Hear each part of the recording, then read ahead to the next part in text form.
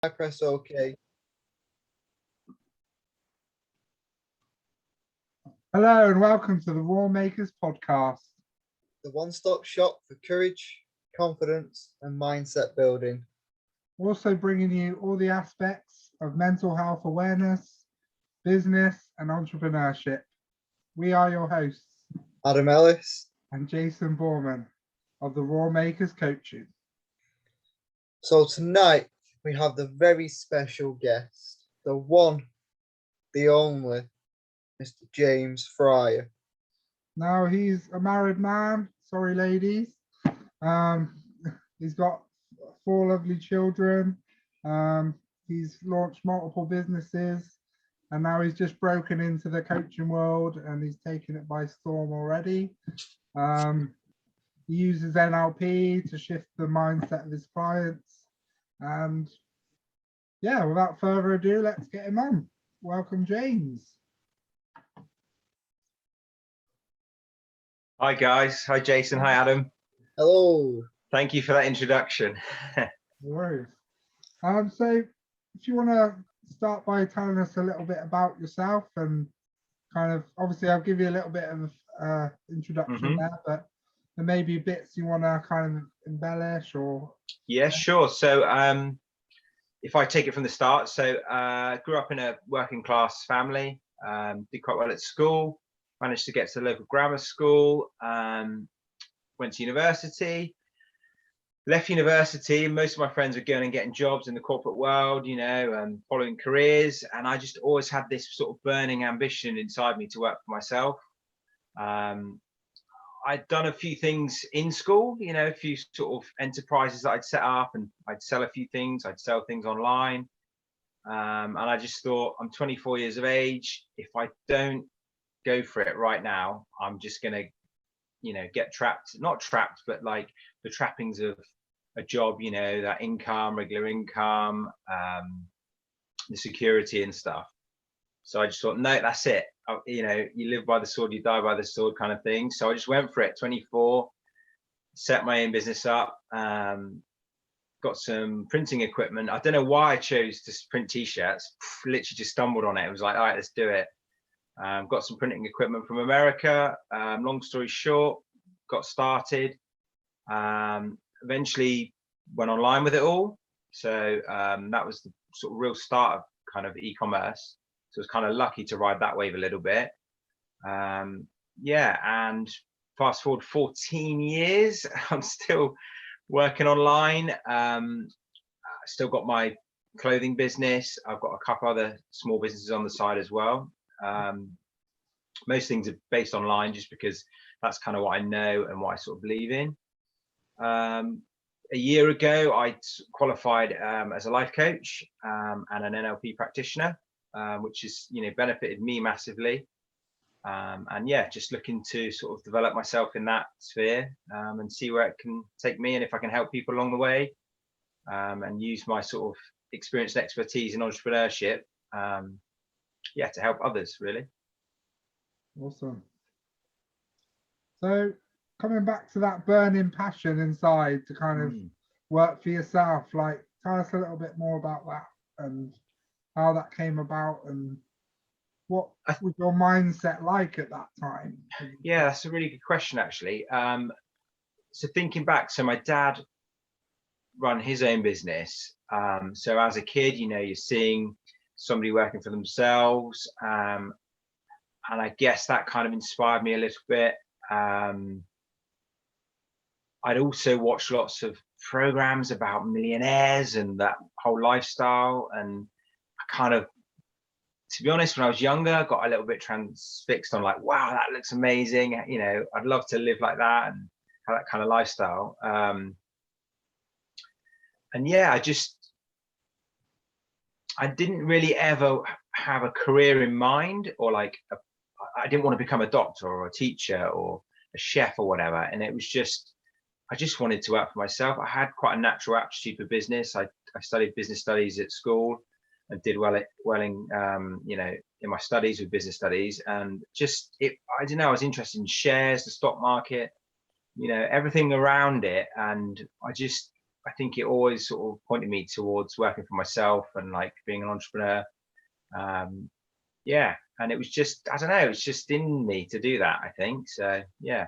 That's really interesting, because like I have like a similar sort of story as well, because I remember like since I was 16, I've like been planning and preparing for like a great life, and I actually went on a gap like decade where I went like, Wow. most people have a gap year, but now I loved it that much that, you know, I was, you know, I just wanted to work in different jobs and try everything out. And yeah, it's sort of like I can understand, I can relate to that, you know, Brandon's sort of desire to live that way, and you know, not fit in Yeah. the box that society kind of puts you in sometimes, you know. No, that's it. And I mean, in the early stages, like when I was younger, to be honest, I talk about a certain lifestyle. Actually, that probably wasn't really my dream. It was more about I want to be able to do the things I want to do, and work for myself allowed me to have some time.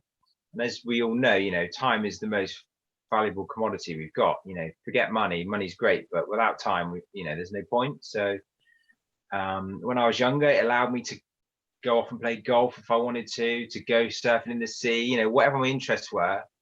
I was able to balance working and, you know, yeah, what I wanted to do outside of work. And I think being online as well, I love the fact that I'd go to sleep and I could wake up in the morning and I'd have sales overnight from customers in America and the like.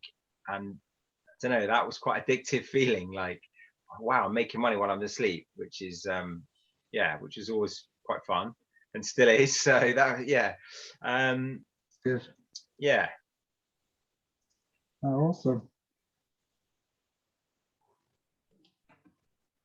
So going on the mindset concepts and that, what advice could you give our viewers and listeners about the mindset or achieving what they want to achieve?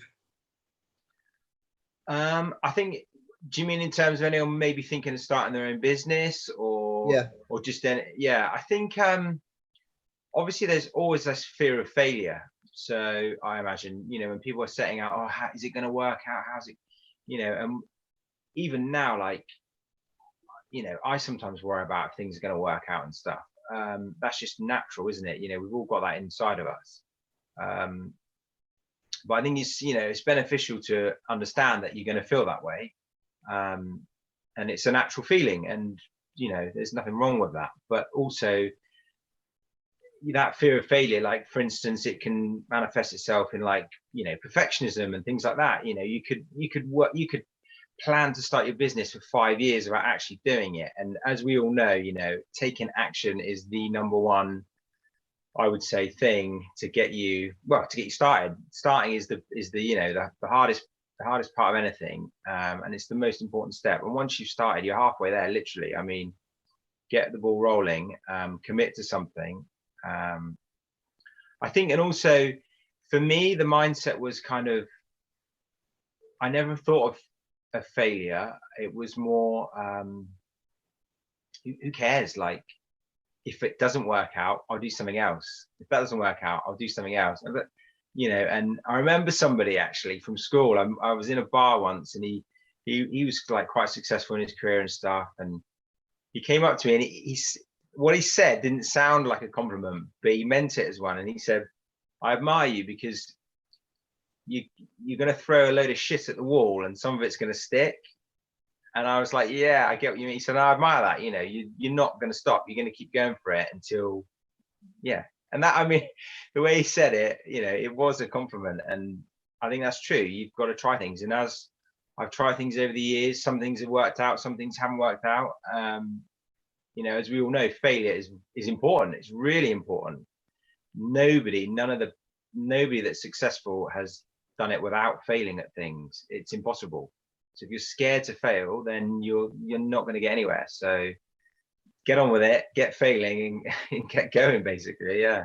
That's such an important message. So like teenagers as well, like leaving school, that hard time of kind of, you know, having to decide what you want to do for the rest of your life. And it's kind of like when you're feeling like you haven't even tried like, 2% of what's available. Yeah, So, that's it. Get curious about things. Oh, that's interesting. Go and try it. Do it. Have a go. What have you got to lose?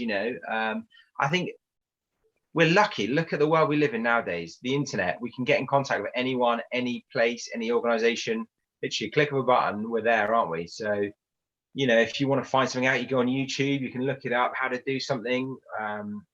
The world is literally your oyster, more than it's ever been. So yeah, take advantage of it. I follow a guy called Gary Vee. Have you heard of him? He's like an American entrepreneur, and he often says, like, people say, oh, have you got like a golden nugget or some advice for me? And he's like, you're gonna die, and it sounds like really brutal, morbid, but it's like, you're gonna die, so you may as well fucking do it anyway. Excuse my language. Yeah. You may as well do it anyway. You may as well go for it. And that thing that I'd love to do that, but I don't know if I can. What have you got to lose? Just go for it. And what's the worst that can happen? Doesn't work out, onto the next thing. So that's it. Because they did a study, didn't they, with like 50 people on their deathbed. What do they most regret? And it's not taking action on some of those dreams that they've had and died with. And yeah, and it's sad, isn't it? And obviously we see with the coaching and stuff that people can like waste years and years of their life working in a job they don't enjoy, or not following their passion, and not exploring what they truly want to do. And that's sad, really. And I think if we can inspire people and help people to achieve what they want to achieve in life, then that is win-win, isn't it, for us and for the clients that we work with? Yeah. There's an interesting question for you. If I could wave a magic wand and make you Prime Minister for the day, Cool. what would you change? God, what one thing? Do you know what, actually? Do you know what I would do? All you have time for. Yeah, it's just come into my mind as you said that, because talking about working and stuff and life stuff. I think I'd make it a 4-day working week. Awesome. Yeah, only because people think, oh, that's not enough time to get all the work done and stuff. There's that whole hustle and work hard and everything else, but there's also got to be a balance as well. And studies show that by giving people 4-day working week, your actual productivity actually increases, more work's achieved, people have more time off, they're not so stressed, they're happier. That's what I'd probably do. It's actually been trialed in other countries as well. It has. Sweden and Iceland, I think, do a 3-day or 4-day work week. Yeah. Off the top of my head, yeah, that was it's the only thing I could think of. But yeah, that's what I'd do. 4 days a week. That's it. That's awesome. It's what came to you, so that's what you like. That's a great plan. I'm up for that. James as the next Prime Minister, right? Yeah. I got 2 votes. That's all right. And that's something that it can do with just a thing, I guess, isn't it? It's kind of like, they locked down the country easy enough, so that's it. I mean, let's face it. No, but the pandemic, everyone was working from home. I was at home homeschooling the kids. I wasn't working that much, but I managed to make it work, if you like, for me, and my business survived through it. I was really lucky being online as well. It didn't really impact me. If anything, sales went up because people were at home, they couldn't go to the shops. So and everyone was buying online. Yeah. Online for.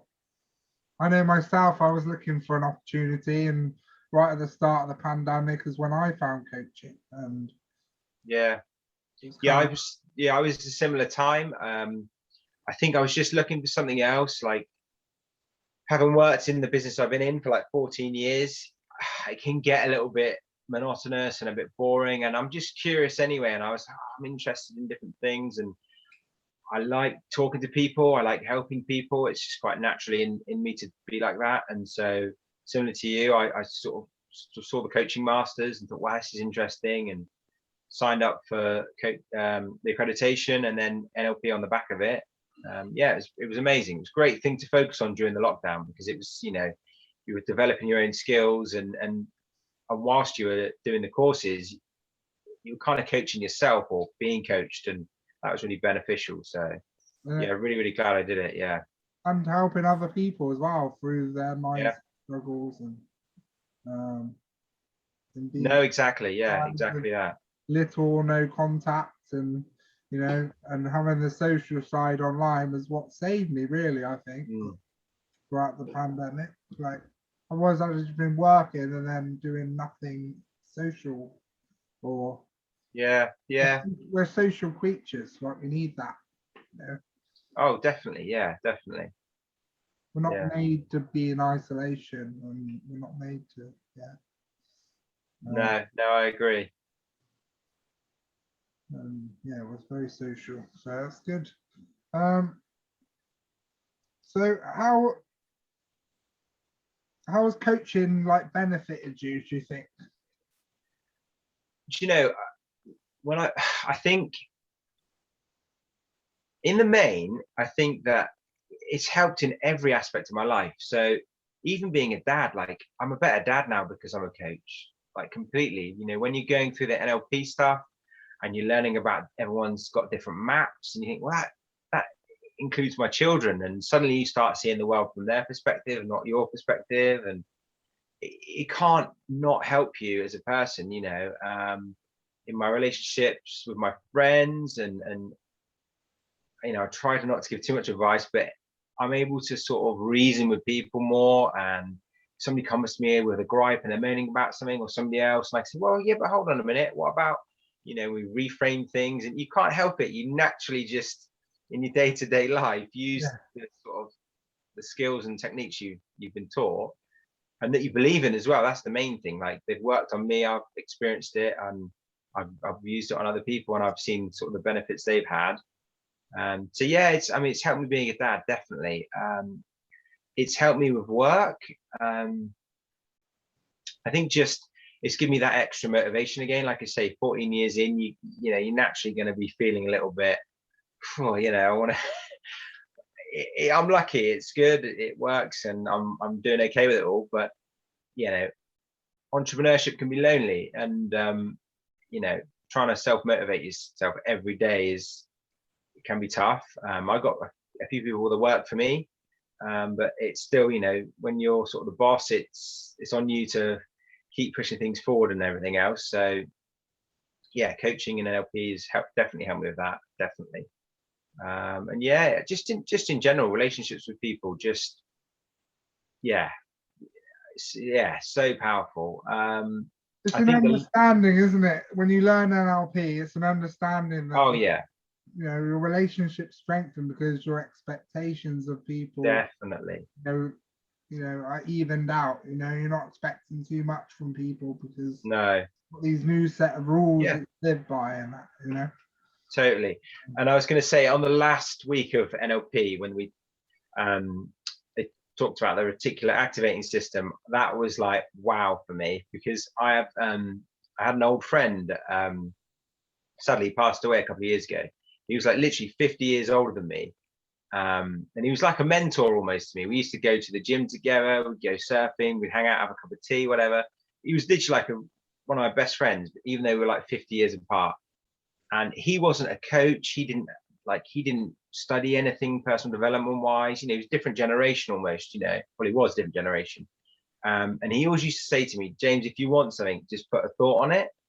And I said, what do you mean? He said, look, because he worked as a painter and decorator and as a lifeguard and things. And he said, look, if I wanted a job, I'd just think about the phone ringing. He said, and honestly, the phone will ring. Mr. Allroy, we need you to come and paint our house or whatever. He said, he said, just put a thought on whatever you want. So I used to do that. I used to think, I want to, and it would work, you know, manifesting things, and then it was when we did that week with NLP, and they talked about the reticular activating system, and it was like, what? There's actual sort of science and stuff behind this, and I was just like blown away by it, you know. Yeah. Because there's the secret, isn't there, and the kind of exactly, you know, manifestation and the universe and all of that working for you, and totally. But I mean, I kind of believed in it, but it's kind of like, I don't know. I mean, I'm not personally particularly religious, but it's kind of like people believe in God, but there's not, have they got evidence of it, or, and it's similar to this. It was like, I believed in what he was telling me and I believed that it could work.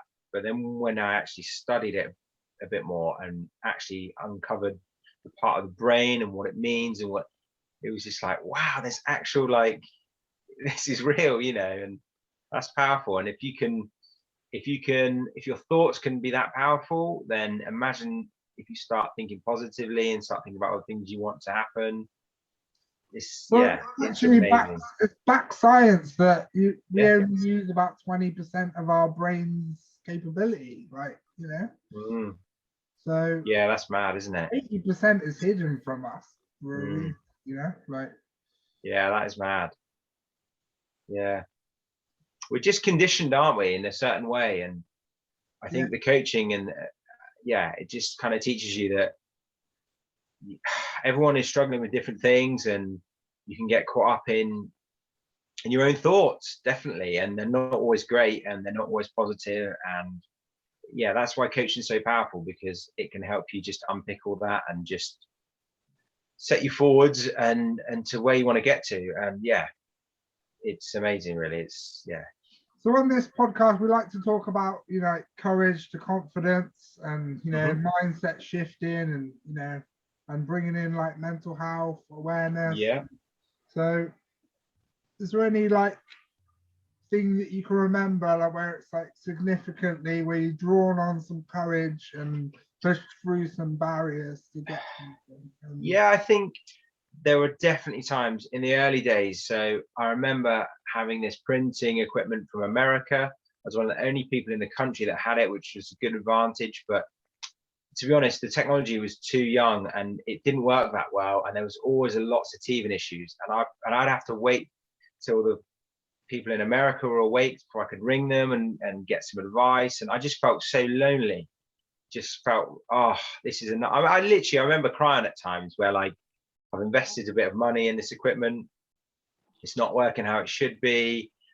I need to make some sales. I've got the rent to pay. I've got businesses relying on me printing these shirts, and so that's it. That's difficult. It's so definitely I had to draw on courage, and just what I found was, if you're having a hard day and it felt like shit, nothing's going right, and sleep on it, wake up the next day, fresh set of eyes, and go again. And that's all I could do, really. And gradually work my way through it. I'm quite patient in some respects, because I know that things take time and nothing's perfect, and you just got to work at stuff. And as long as you keep going, you keep moving forwards, momentum, that's all that counts, really. It doesn't matter how fast you're going, So, you mentioned that you're a dad and, all of this. So what advice would you have for your sons, do you think, when they're old enough to understand?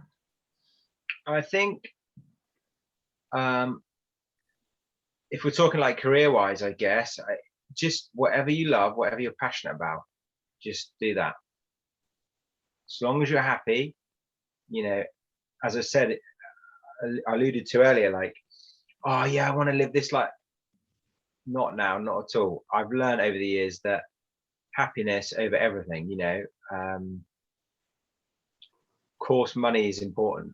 I'd be lying if I said it wasn't, but it's not the most important thing. It's a byproduct of what you do. And for me, having the flexibility to be able to go to my children's sports days, to be able to go to parents' evenings, I take them to school every morning, that's why I like working for myself, because I'm able to spend time with them. I never, or very rarely, work weekends.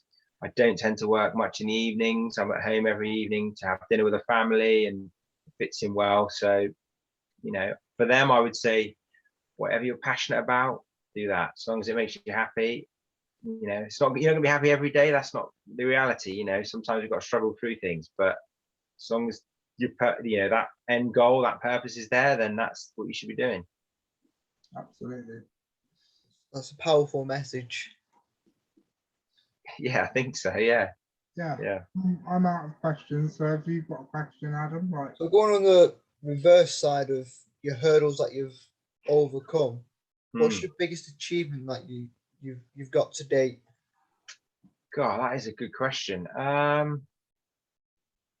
So I sell a lot of my clothing on, so business wise, and I'll talk personal because obviously having children is quite an achievement.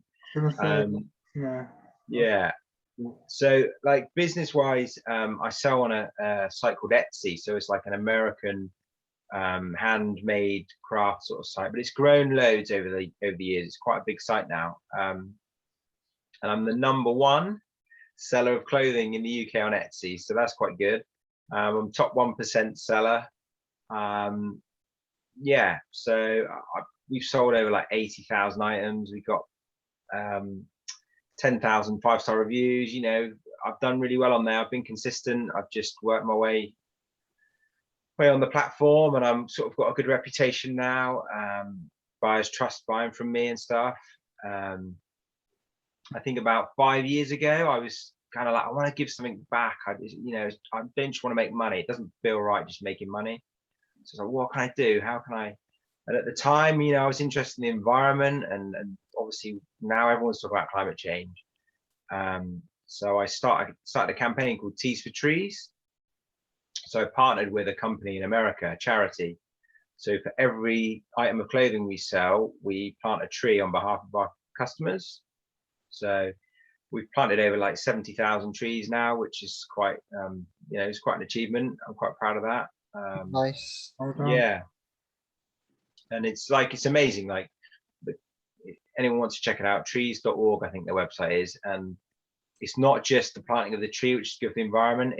They do like a whole forest garden system. So these families in like Africa, they grow certain trees which allow shade to grow other crops, and literally within 2 or 3 years they're like self-sufficient. They're selling surplus at the market. They can send their kids to school. Like, it's amazing what they do. You know, it's a really good thing to be a part of. So that's I guess that's quite a, you know, big achievement to be part of that.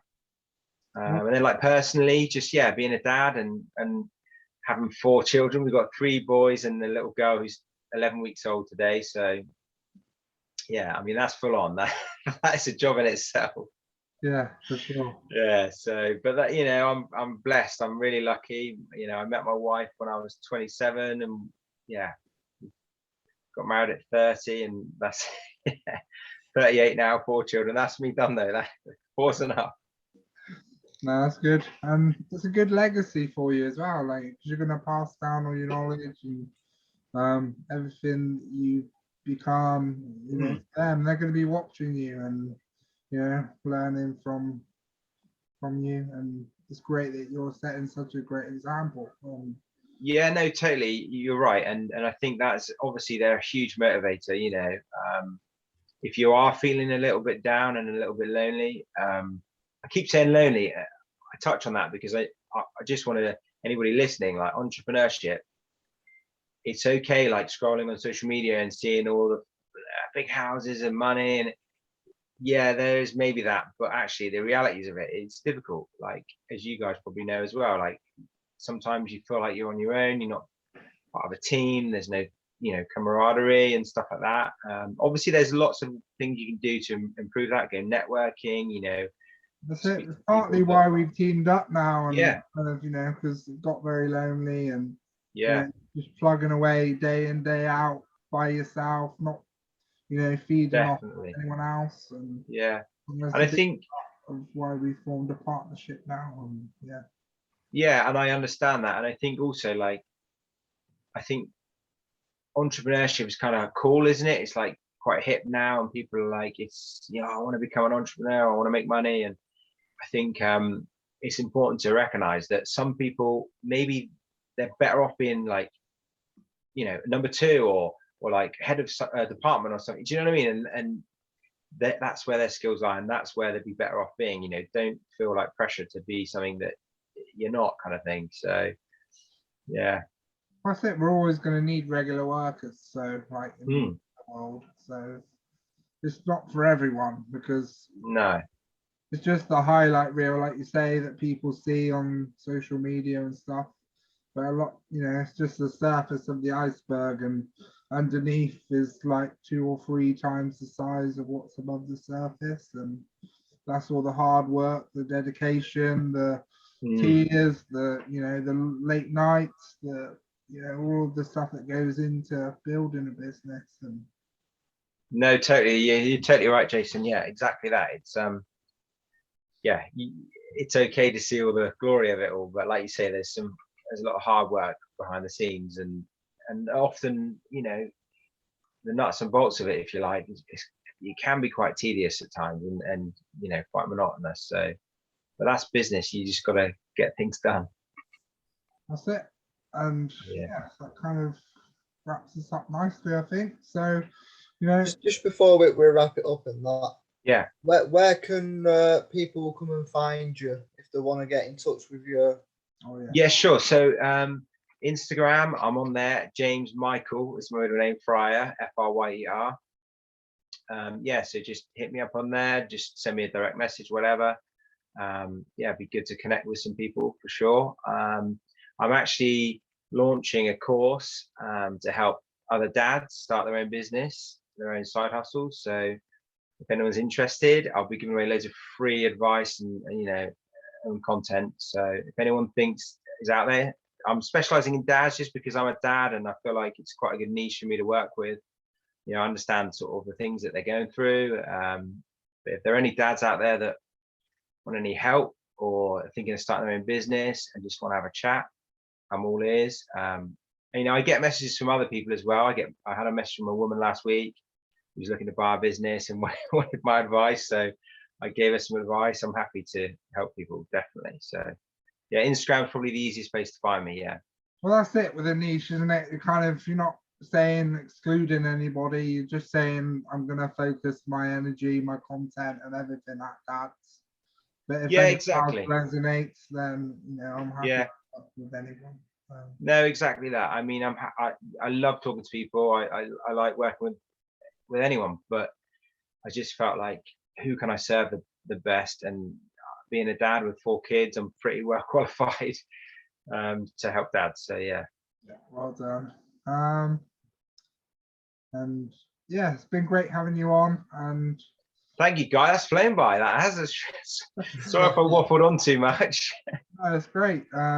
No, it's good when you get an actual flowing conversation, and yeah, I'd love to. I really enjoyed it. So maybe come on again in like a 6 months time or something. We'll see where you're at then. Yeah, that would be good. Yeah, no, I definitely. Yeah, no, thank you for having me though. I really enjoyed it, and it's been a great experience to be on the podcast. Definitely. Awesome. And keep up the good work, guys. Thank you for your value. Yeah, and so for everyone listening, let's draw on that courage, build up that confidence, and let's get back your roar. Definitely.